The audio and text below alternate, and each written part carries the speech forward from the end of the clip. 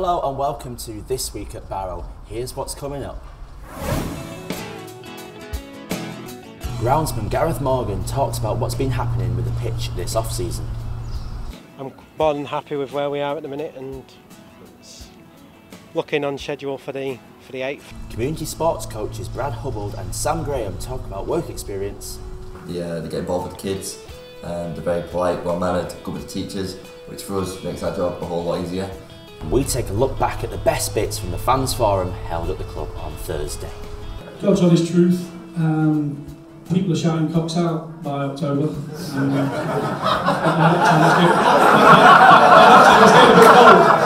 Earlier in the week I spoke to our head groundsman Gareth Morgan about what's been happening to prepare the pitch for the coming season.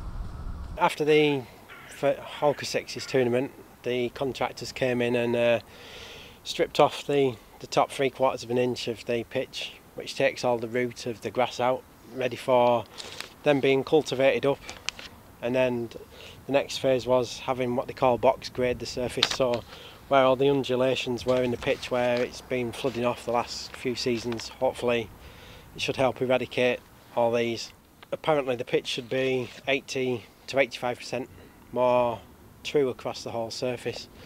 So time will tell, but as we stand at the minute, not even a week after the seed came through, I'm more than happy with where we are at the minute and it's looking on schedule for the 8th for the Blackburn game. Two pupils from Chetwynd School joined our community sports team on work experience this week. I sat down with the coaches and the pupils to find out exactly what it's like working for our community sports team. This week we've had the two guys from work experience, Josh and Amy. They've been excellent and helped out a lot. Any tasks around the office and out coaching, which has been great for them. Yeah, over the week they've kind of come with us around schools, helped us deliver, assist, and they've both got a real kind of key when it comes to coaching. They get involved with the kids, they're very polite, well-mannered, good with the teachers, which for us makes our job a whole lot easier. And it's something that kind of comes naturally to people. It's something that yes you can pick up, but having it as a natural trait is a real talent. I think for Josh has really shown a good initiative in the office, asking questions. Amy puts herself out there, willing to help kids and help develop them as well. Has just been able to help us guys really, hasn't they? Yeah, they've both been spot on, absolutely brilliant. The thing I've enjoyed most about this week was going around and just seeing how enthusiastic all the kids were to just learn different skills and different sports. Learned in general how to coach children in a different way and just help them develop sporting skills. This week we've been going with the coaches to different primary and infant schools to teach all the children. I've enjoyed going around and help teaching because it's made me more confident around others. The Barrow Fans Forum took place in the Crossbar on Thursday. Manager Paul Cox, Chairman Paul Casson and Head Scout Paul Ogden all received a grilling from the Barrow fans on a variation of topics. Here's what Manager Paul Cox had to say when asked about his links to Hartlepool United earlier in the pre-season. For me, it was a lot of hullabaloo really. It was, it's nice that people think that you're doing a good job and you know, that's as far as it went for me. My conversations with Paul were very blunt from both sides. So yeah, I think majority of it was just gossip, hearsay, probably newspaper talk, etc. But I just think the conversation with me and Paul was, we both had a little wry smile to ourselves and I more or less shrugged it off. So yeah, I had no intention, Paul had no intention, I hope, of letting me go. Paul Cox then talked about his plans for his squad for the forthcoming Vanarama National League campaign and also talked about the size of squad he will be aiming for. I think for this season, the squad will be bigger. The squad will be bigger. I think they'll be a lot more adaptable.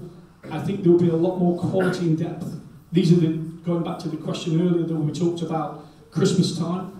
We're trying to, I know I've made mistakes. I think the football club's mistakes on what we've done in the past, and we've still been relatively successful. So I think if we've learned by those mistakes, and we have an understanding of what's around the corner for us, we can progress. So just as a blueprint this year, our squad numbers will be 22. There'll be 22 squad, and we're going to be looking for, you know, I said 22 because we didn't want X amount of players just sat in the stands twiddling the thumbs. We wanted what I want now, a good mix of youth, quality, dynamic players, but we need to replace good experience. And I don't mean that by going and sign a 35-year-old player. What I'd like is players that have got an experience of being successful at this level of football. I think that's key for this league at this present time. Chairman Paul Casson was then asked about his future plans for developing the Furness Building Society Stadium. Right now, the main focus on the ground will be this area you see right here. The next major development that we're thinking about doing, it's not going to happen next week, it might not happen in the next few months, is basically we're probably going to demolish this whole thing and build something new at this end. This is too small, it's not a very good event space, there's lots of things, we need new changing rooms, we need all kinds of stuff. And the amount of space, the amount of room we have, so in terms of a sustainable sort of development that we can get funding for from elsewhere and potentially could be commercially viable. And a good thing from the town as an entertainment thing is this whole, so it's not, I was sitting up at the Holker Street end sort of looking down, and once you decide you're sort of going to knock it down, it sort of becomes an eyesore, right? And you were at Maidstone, right? And I, even though that they have that stand that's all the way along, you know, our notion is, or our thought is, I mean, that for them is their most profitable part of the ground. And if we could put something like that at that end with boxes and corporate thing and a sort of seats out the front, that's basically where we're at. Finally, head scout Paul Ogden was asked how far his search for talent goes down the footballing pyramid. On top of this, he also gave more information about his scouting operation. In a very quick space of time, Barrow has been recognised now as a very formidable operation, which makes my job much easier. And what I'd like to say is that the number of phone calls that I get now, from when I first started out and came to this club with Paul, they've doubled, trebled, and as far as I'm concerned, it's a compliment to your good selves. The best signing I've made, or we've made, was a gentleman called Sid Blaine, who managed to get the Hubbold College for us, which geographically was a very, very important step forward. It enabled us to have a lot more openings for people who could travel from distance, not being disrespectful to where you are placed on the map, but it has helped us considerably. The important factor is, if you look at the likes of the Williams, the Bennetts, and the players that we brought in a young man called Bradley Barrow who's got an abundance of skill, who excites people. We've also been able to start attracting people south of Watford, which probably years ago you never thought might happen. So progressing to your question, we're talking about looking all leagues which exist, right down to the lower divisions, and we're covering all those grounds.